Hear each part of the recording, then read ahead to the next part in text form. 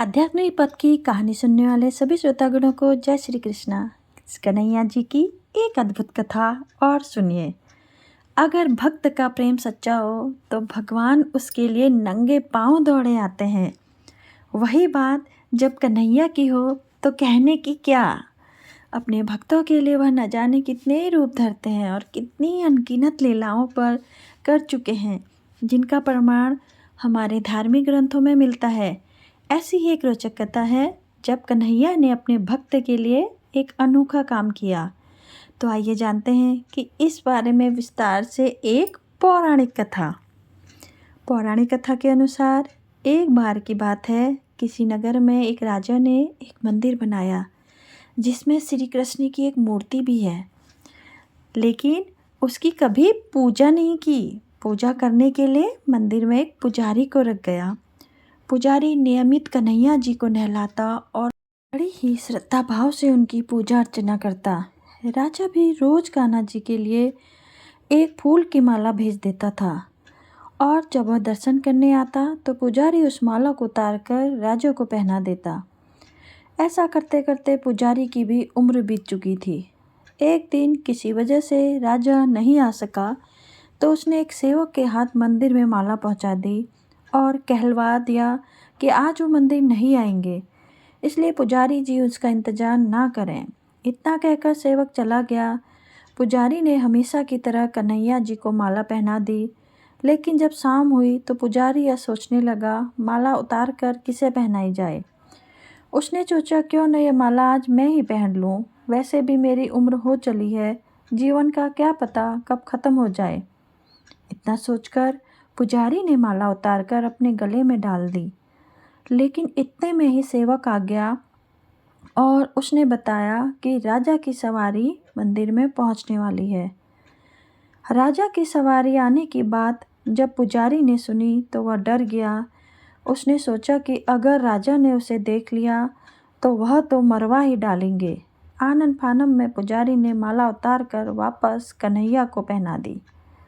जैसे ही वह अंदर आया तो हमेशा की ही तरह पुजारी ने माला कान्हा जी के गले से उतार कर राजा को पहना दी, लेकिन माला पर लगा सफ़ेद बाल देखकर राजा समझ गया कि पुजारी ने यह माला स्वयं ही पहनी थी। बस फिर क्या था, राजा क्रोधित हो उठे और उन्होंने गुस्से में पुजारी से पूछा कि माला पर सफ़ेद बाल कहाँ से आया। तब राजा की बात सुनकर पुजारी डर गया और बोल पड़ा, ये तो कन्हैया जी का है।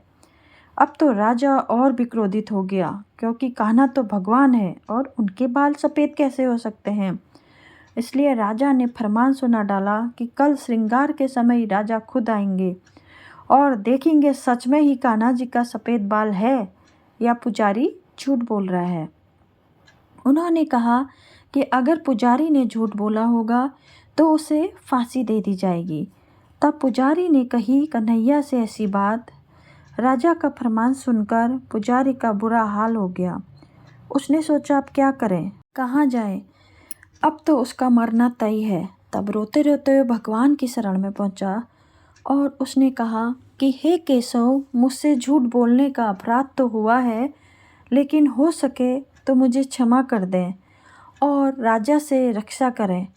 पुजारी ने कहा कि हे माधव, आपकी सेवा करते करते मैं वृद्ध हो चुका हूँ, अब आप मुझे माफ़ कर दीजिए, ऐसी गलती दोबारा नहीं होगी। यही कहते कहते पुजारी की न जाने कब आँख लग गई और उसकी आँख तब खुली जब सुबह हो चुकी थी।